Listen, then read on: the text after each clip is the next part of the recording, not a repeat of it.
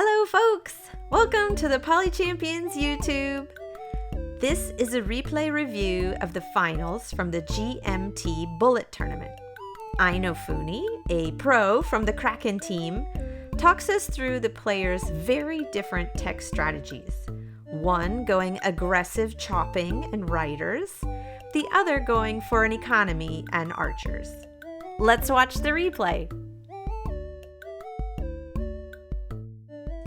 Alex is a junior player on the Valkyries team. He's the host. He spawns in the east. Reap3r is a pro from the Kraken team. He spawns in the west. Take it away, Innofunni. This is for all the marbles, grand finals. Reap3r needs to win both this and the next game if he wants to have a chance of winning the tournament. Alex only needs to win one game. Reap3r pulls out some crazy things this game that help him out immensely. But is it enough? We're going to find out. We see both players start out very similar strategies, exploring to the edges of the map where the best resource locations are, or a village. Just going for an upgrade on Alex's end. Reap3r has an interesting decision though. If he wants to buy the otherwise pretty worthless climbing tech to get this ruin, or step on this village. The village is a big risk if he gets his warrior sniped there, killed, taken out. He's going to be able to give the village a turn sooner, probably even, to Alex. So he goes ahead, picks up climbing, which makes it difficult for him to pick up his other techs later. He has no hunting at this point. It does give him some really valuable vision on where Alex is. He can see now that his warrior's right there, coming from the east. He knows what he needs to do. The aggressive kind of plays you see from a lot of people in tiny maps work best when the players aren't opposite sides of the map as each other. It just takes a lot more distance to mobilize troops kind of centered around your capital to the complete opposite side rather than an adjacent corner. Reap3r sees he's probably going to want to go for a lot of solid developmental plays here. He picks up this really nice vision. If we switch over to just Reap3r's vision right now, he can see the village down there that Alex is going to be going for. Going to be able to just try to kick him off as best as he can. Goes for the nice, solid hunting plays. He's going to get some nice upgrades.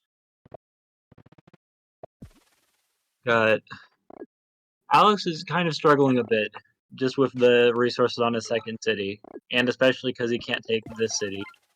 I think he has to recognize that, but real quick, he's going to go ahead and take an explorer. See that warrior, see that there's no way of defending this city, and he's just going to try to chop everything so that Reap3r doesn't get any benefits from those forests. He can pick up the stars. Chops everything on that city too. Pick up some riders. Try to make something happen. Expand out to the northwest side of the map faster. Reap3r isn't going nearly as quickly. Population ruin. Fantastic for him. But he is already up a village. He's using those roads. He chops away any kind of border growth or giant on his capital so that he can afford those roads. And it forces Reap3r to make a decision here. He's going to decide whether to take this village or take this ruin. He's going to opt for the ruin. I agree. That's very nice. As soon as you take that ruin, it's gone completely. That could give like a veteran swordsman 10 stars, another pop ruin. Things that could all change the game really dramatically. It's a wild thing. It's not really predictable at all.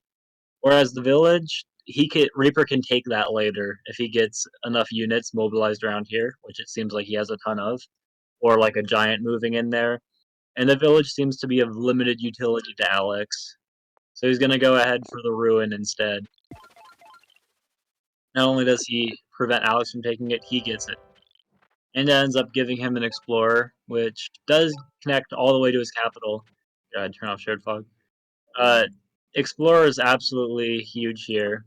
We check out what Reaper's vision was before the ruin and after. He sees everything, really. Alex, meanwhile, can't see either of these two cities that Reaper has.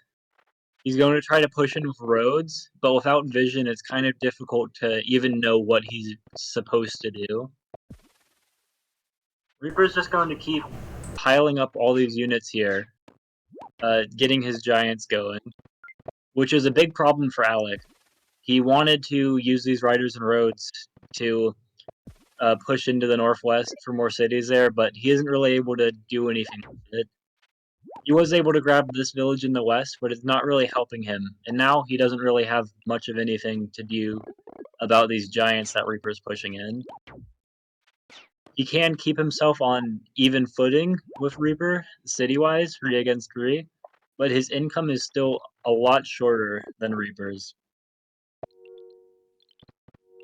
He might be able to sacrifice all these riders into a giant for something. He was maybe hoping to see a capital siege there that Reaper couldn't break, but as soon as he doesn't see it, he resigns. Did you think he could have done something different? Was there like a moment where it was a mistake or? Key moment was when he decided to go back and chop everything. Yeah.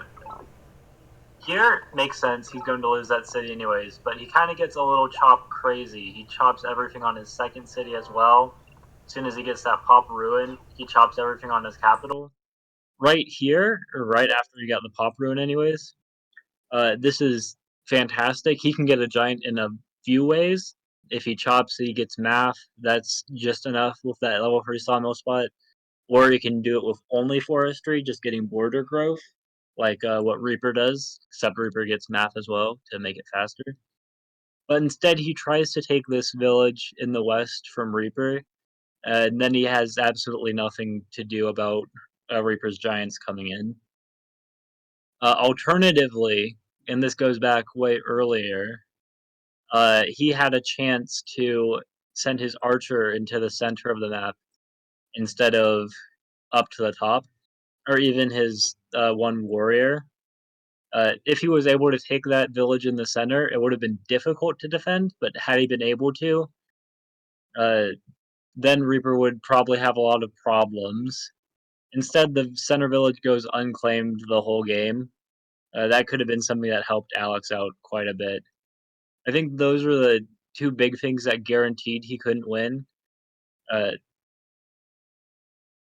Not entirely sure if going forestry instead would have let him win. The position was already quite rough for him. Around turn 7? Yeah. Or is it losing the south city? Reaper's making this advance here, already setting up for math and such. He had some rough resources and not many villages to expand to. But if he hadn't gotten writing, instead focused his stars on developing his cities more, maybe made a push with his giants down south, he could have made something happen, but he meant for the more aggressive plays, which didn't really turn out to do much. He didn't have anything for these giants. Yep. He went aggressive. He chopped a lot, but it didn't pay off. Yep. Okay. Thanks very much for talking me through it. I appreciate it. Absolutely. Thanks for watching. Be sure to like and subscribe. It helps us a lot. What do you think these players could have done better? Drop your thoughts in the comments section. For more Poly Champions games with skilled players and expert commentary, click the links in the description. Join the Discord. Get on a team. The link to the Discord is also in the description. Take care. See you on the next one.